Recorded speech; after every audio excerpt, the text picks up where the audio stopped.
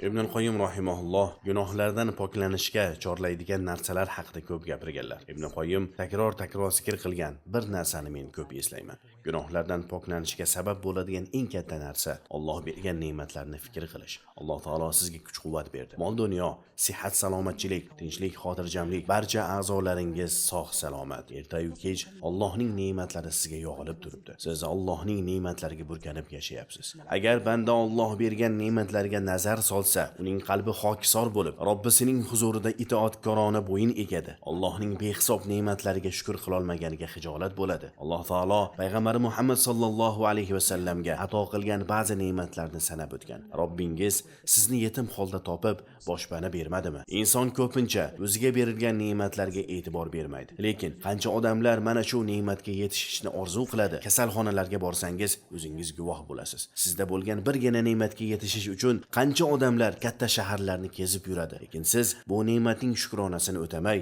Alloh bergan mana shu ne'mat bilan Allohga isyon qilyapsiz.